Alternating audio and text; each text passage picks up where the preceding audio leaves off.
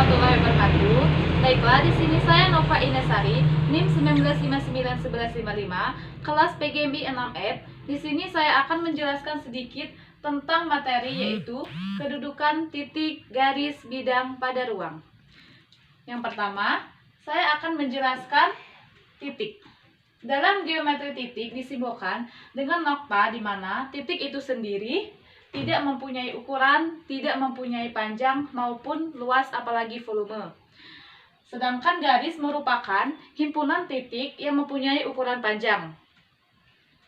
Lalu, bidang tersendiri merupakan himpunan garis-garis yang mempunyai ukuran panjang dan lebar. Adapun indikator pada konsep geometri kali ini adalah yang pertama, yaitu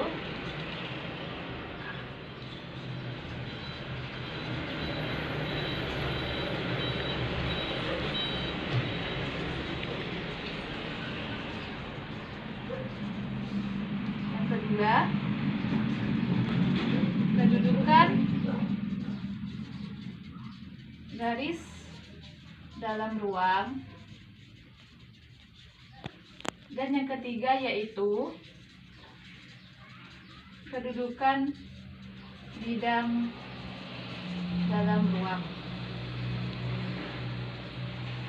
Ketiga indikator ini akan kita pecah menjadi 5 tujuan pembelajaran. Yang pertama, kita akan memahami yaitu kedudukan titik pada garis. Kedudukan titik pada garis ini yaitu terbagi lagi menjadi 2. Yang pertama yaitu titik terletak pada garis. Ilustrasinya seperti ini. Dan yang kedua yaitu titik berada di luar garis.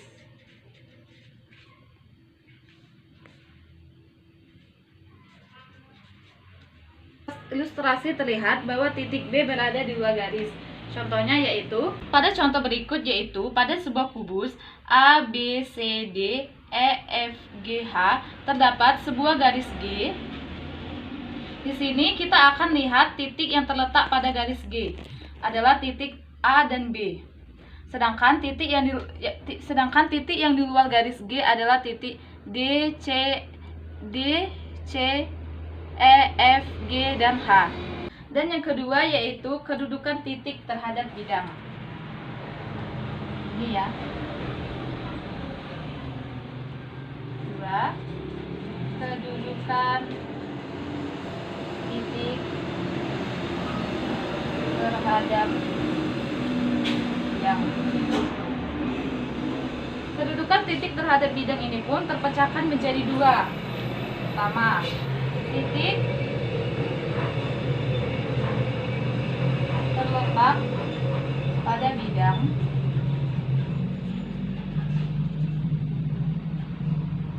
Seperti ini. Titik A berada pada bidang U. Yang kedua yaitu titik berada di luar bidang.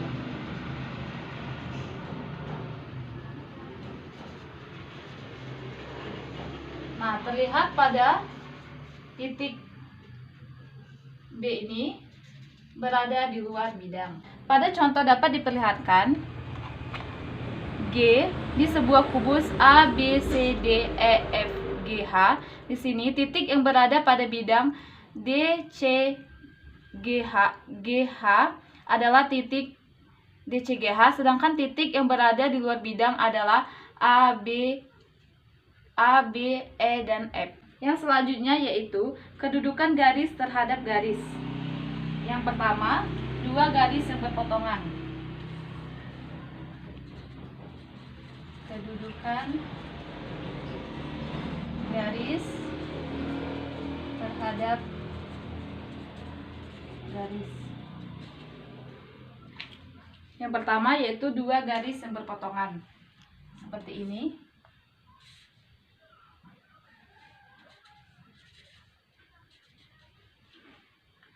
Dapat dilihat bahwa garis H dan G berpotongan dan terdapat sebuah titik potong A, yaitu titik A yang akan disebut dengan titik persekutuan.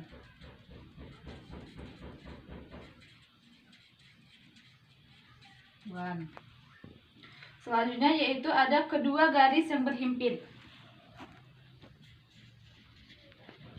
Kedua garis yang berhimpit seperti ini.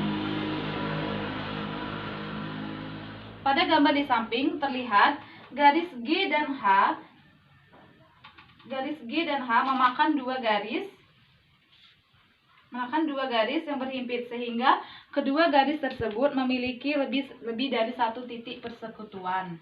Yang selanjutnya yaitu dua buah garis yang bersilangan. Contohnya seperti ini. Terlihat terdapat sebuah garis G dan sebuah garis H saling bersilangan, sehingga dia tidak memiliki titik perpotongan dan tidak terletak di dalam satu bidang. Yang selanjutnya yaitu dua garis sejajar.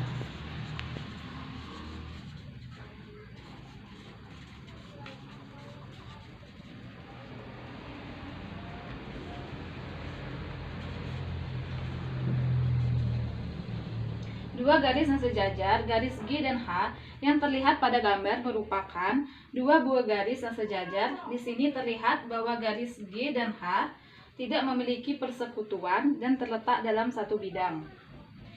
Contohnya yaitu contoh pada kubus A, B, C, D, F, G, H memiliki sebuah garis G. Nah, di sini dapat terlihat bahwa garis G akan berpotongan dengan rusuk A dan D. Rusuk A dan D, rusuk B dan C, dan rusuk A dan E. Dari gambar juga terlihat bahwa garis G akan sejajar dengan rusuk A dan C, E dan F, dan rusuk H dan G. Selanjutnya kita juga akan dapat melihat bahwa garis G bersilangan dengan rusuk C dan G, D dan H, E dan F dan G, dan juga dapat dilihat bahwa garis G berhimpit dengan A dan B. Selanjutnya yaitu yang keempat, kedudukan garis terhadap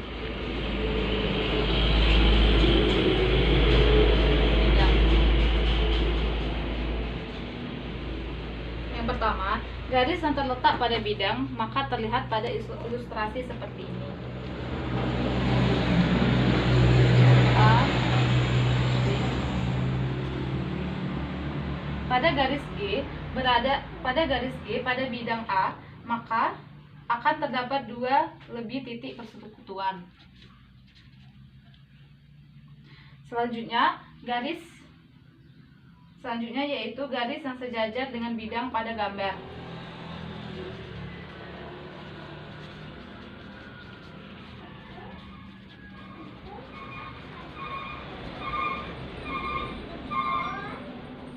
Sejajar dengan bidang. Pada gambar terlihat seperti ini. G sejajar dengan bidang A, maka tidak akan terdapat persekutuan. Maka dari itu dia disebut dengan garis yang sejajar. Contohnya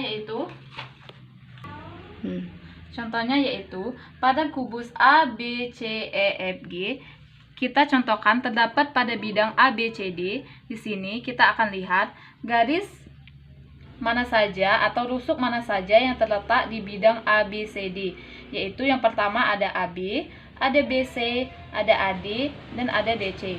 Selanjutnya, kita juga akan melihat garis atau rusuk yang memotong bidang ABCD adalah ada AE, ada BF, ada CG, dan ada DH. Kita akan melihat juga garis yang sejajar dengan bidang ABCD, yaitu ada EF, ada GH, ada EH, dan ada FG.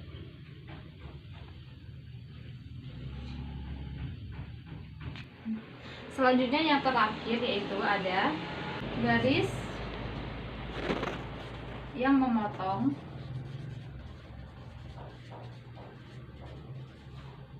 atau menembus bidang.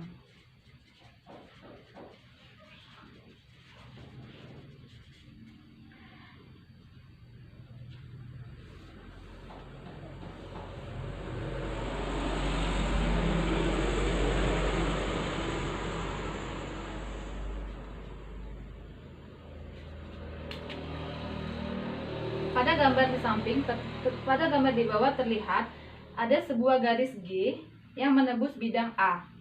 Maka akan terdapat satu titik persekutuan, yaitu titik A yang biasa disebut sebagai titik tembus. Selanjutnya yaitu kita akan memahami tentang kedudukan bidang terhadap bidang lain. Yang pertama dua bidang berhimpit.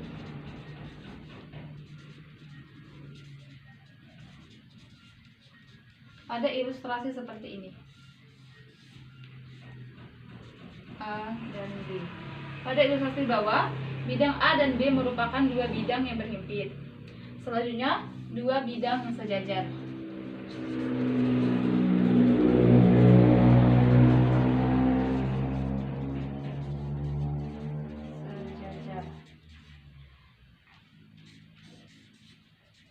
A dan B. Terlihat bahwa bidang A dan B merupakan dua bidang yang sejajar. Yang ketiga yaitu dua bidang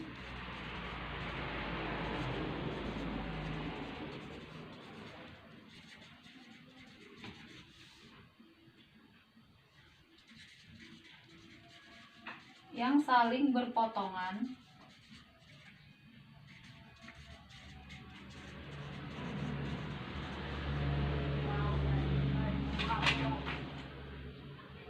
terdapat ilustrasi seperti ini.